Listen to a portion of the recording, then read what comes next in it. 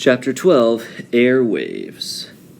Within a week after the article was published in the Westfield Gazette, the kids at the junior high and the kids at the high school had stopped using the word pen and had started using the word Frindle. They loved it. Nick became sort of a hero for kids all over town, and he quickly learned that being a hero, even if you're only a local hero, isn't a free ride. It has a price. People noticed Nick when he walked into his dad's hardware store, or when he stood in line at the penny pantry to buy a candy bar. He could feel it when someone recognized him, and it made him shy and awkward. Kids at school started expecting him to be clever and funny all the time, and even for a kid as smart as Nick, that was asking a lot. Every teacher, the office secretary, the principal, even the school nurse, and the custodian all seemed to be watching, always watching. His parents were great about everything. True, his mom had been upset when the article first came out, and so had his dad. Nick had said, "But I didn't do anything wrong, Mom, and neither did that lady from the newspaper." And his parents could see that he was right. The things in the article were true, and the truth is the truth, and nothing could be done about it now. Even though it made them uncomfortable to have their boy talked about all over town, secretly Nick's mom and dad were pleased. After all, a brand new word is a pretty amazing thing. Their Nicholas was quite a fellow. No getting around it. Someone else in town thought this brand new word was pretty amazing, too. Bud Lawrence had lived all his life in Westfield, and when he was only 19 years old, he had saved enough money to make an investment. He looked around for a good idea and then bought the first Dairy Queen in the state. After a few years, he bought a McDonald's restaurant. That was almost 30 years ago, and these two restaurants had made him rich. One of Westfield's leading citizens. When Bud Lawrence saw the article about the new word, he had his lawyer file a preliminary trademark claim on the word Frindle. Within 4 days, he had set up a small company that was selling cheap plastic ballpoint pens, especially imprinted with the word Frindle. He sold 3,000 Frindles in the first week, and they sold so fast that stores all over Westfield couldn't keep them in stock. Then, just as quickly, kids stopped asking for Frindles. The sales slowed down, and Bud Lawrence started thinking about other projects. A week later, it was Halloween. The leaves started falling, and it seemed like the town was going to quiet down. And it would have, if it hadn't been for Alice Lunderson. Alice lived in Betherly, a town 7 miles away from Westfield, and she worked part-time for the local CBS TV station in Carrington, a town of about 75,500 people. When there was important area news, disasters like floods or tornadoes, or sometimes if she came across little stories that seemed cute or original, Alice would call the station news manager in Carrington. If it was a good story, or if it was a day when not much else was happening in the world, then the TV station would send out a van with a camera crew to shoot some videotape. Alice subscribed to all the small-town newspapers in the area to keep up with local events. Most of them were published on Thursday, and they arrived at her house by Monday or Tuesday. Then it took her a day or so to look through them all. On Wednesday morning, she finally saw the article in the Westfield Gazette about the word war. She read through it twice and looked carefully at the class photograph. She was sure that this story was a winner. The TV station manager in Carrington agreed with her. He called the CBS station in Boston because sometimes Boston picked up stories from the Carrington newsroom. The woman in Boston thought the story had some real zip to it, so she called the network news editor in New York. So if you know your American geography, you'll know that we're getting from a very small town. We heard that Westfield has about 12,000 homes in it, to a little bit bigger town of 75,000 people, to a much bigger town, Boston, and then to someone in the biggest city in the United States, New York. When the facts of the Westfield Gazette got to New York, the staff there loved it. They looked over the schedule sheet for the week and decided it would be the perfect closing story for the CBS Evening News for the next day, Thursday. Orders flew back through the telephone links from New York to Boston to Carrington to Betherly. By Wednesday at noon, Alice had a go order to take the story all the way. It was her first piece to get into the national news, and 20 million viewers would see it. Alice Lunderson and her camera crew stood on Mrs. Granger's front porch Wednesday after school. Mrs. Granger was not impressed at all by the lights and the microphones. She looked right into the camera and said, "I have always said that the dictionary is the finest tool ever made for educating young minds. And I still say that. Children need to understand that there are rules about words and language, and that those rules have a history that makes sense. And to pretend that a perfectly good English word can be replaced by a silly, made-up word just for the fun of it, well, it's not something I was ready to stand by and watch without a fight." "And have you lost that fight, Mrs. Granger?" asked the reporter. Mrs. Granger turned her eyes up to nearly full power as she looked into the camera, and with a pale smile she said, "It's not over yet." When Alice and the crew showed up at Nick's house, the Allen family was ready for them. Mom and Dad sat on the couch with Nick between them. Nick squinted into the lights. His mom had worked out with Nick what he could say and what he couldn't say. "You remember, young man," she had told him as she combed his hair, "these reporters are just looking for a quick story that will make some excitement, but you have to stay here and live in this town, so mind your P's and Q's." As they sat there on the couch, Mrs. Allen had her foot on top of Nick's under the coffee table, and if she pushed down, it meant that the reporter had just asked a question that she was going to answer for him.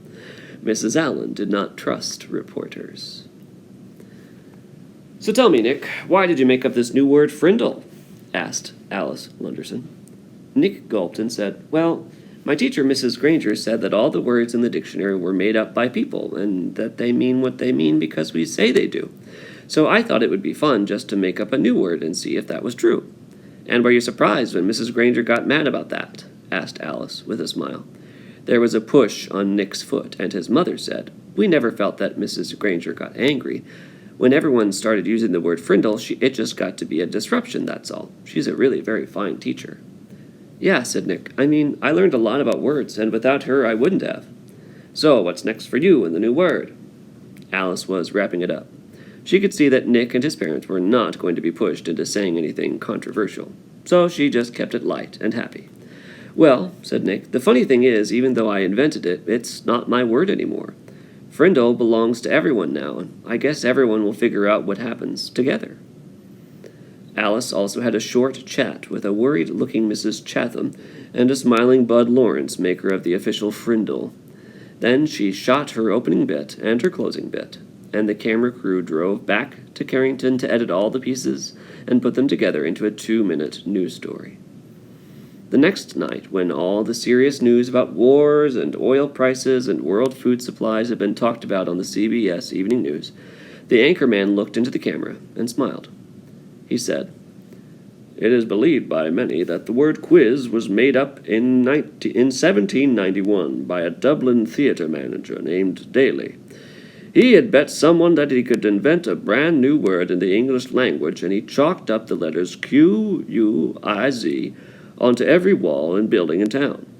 The next morning, there it was, and within a week, people all over Ireland were wondering what it could mean, and a new word had been created. Quiz is the only word in English language that was invented by one person for no particular reason. That is, until now. Now there is a new word, Frindle, and here is Alice Lunderson in Westfield, New Hampshire, with a story." Alice came on the screen with a short introduction. Then, right there on TV, Mrs. Granger and Nick and Bud Lawrence and Nick's mom were talking to 20 million people about Frindles. One of those 20 million people was a producer for The Late Show with David Letterman, and one of those 20 million people was a staff writer for People magazine, and another one was a writer for 321 Contact magazine for kids. Dozens of other writers and producers and marketing people saw that story on the news, and all of them smelled a great story. During the next 3 weeks, every man, woman, and child in America heard about this funny new word that kids were using instead of the word pen. And kids in Iowa and Ohio and New York and Texas and California started using it too. Bud Lawrence was suddenly flooded with orders for anything with the word Frindle on it, and he quickly got interested in it again. But there were complications. Bud's lawyer said, "You see that stack of orders there? Trouble. That's what this is. We got a trademark filed, but it's only like an application. The whole country knows that a little kid made up the word, and unless you make a deal with his dad, you're going to end up with nothing, maybe even a big fat lawsuit. That kid owns that word." When Mr. Allen came home at lunchtime, his wife told him that he had to call Bud Lawrence. It's something about the new word. This was not good news to Tom Allen. He was sick and tired of all the fuss, and being away from the hardware store so much while all this nonsense was happening had put him weeks behind on his paperwork. He'd be lucky now to get his Christmas order in time. Even though he didn't really want anything to do with it, Bud was an old friend. So on the way back to the store, Nick's dad went to Bud Lawrence's office. "Tom, good to see you," said Bud. He stood up and walked around his desk to shake hands. "Have a seat." Tom sat down uneasily, and Bud pulled another chair over. "Ever seen Westfield so stirred up about anything in your life? You and Ginny must be proud of that boy of yours." Bud couldn't remember Nick's name. Tom shifted in his chair and nodded. "Yes, he's quite something, that's for sure. But I tell you, Bud, I'm ready for it all to just die down and blow away. Too much fuss." Instantly, Bud saw how to get what he wanted. "Well, Tom, I'm afraid it's not really going to go away. Looks like something started up, and people are real interested. You probably saw those bright red ballpoints around town with the word Frindle on them. That was my doing. Just testing the waters. But your boy, he owns that word. I got my lawyer to apply for a trademark a few weeks back because that's just the way I am. New thing comes along, I like to be right there in the middle of it." He grinned at Tom Allen, and Tom smiled back weakly. "Right now I got a shirt printer at Massachusetts, and another one in Chicago, and another one in Los Angeles making t-shirts with the word Frindle above a picture of a pen.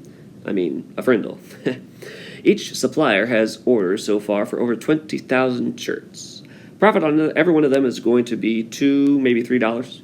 And I'm talking with some big pen and pencil companies in Hong Kong and Japan about a deal that could be worth some really big money.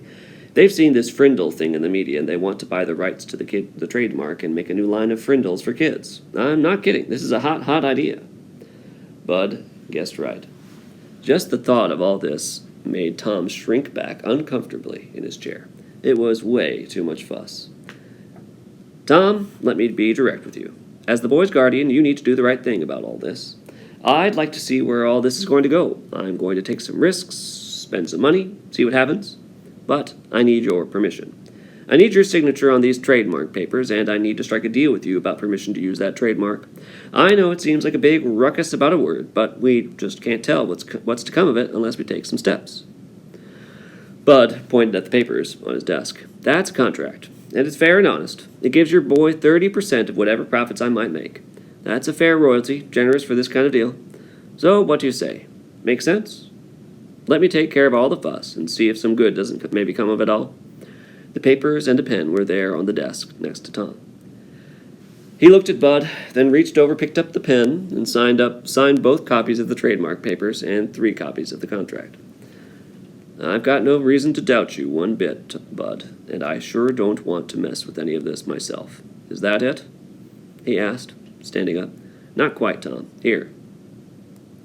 Then Bud Lawrence handed Nick's dad a check for $2,250. "What's this for?" "That's what I owe Nick for the sales of Frindles from the first 3 weeks," explained Bud with a smile. Tom looked at the check and said, This is terrific, Bud, and I'm really glad about it because it'll sure help with Nick's college. But I wish you'd just keep this between us. If Nick knew, he'd probably stop mowing lawns, and I'd never get him to save another penny. So just between us, okay?" Bud said, "Sure, Tom, I understand. Just between us." And they shook hands. Mr. Allen left Bud's office and walked across the street to the savings bank. He set up a trust account for Nick, and the bank manager said he could make arrangements with Mr. Lawrence so any other money would be deposited automatically. That sounded good to Tom. If he never heard another word about it, that would be fine. As Nick's dad walked slowly back to the hardware store, he wondered if things were ever going to be the same in his quiet little town.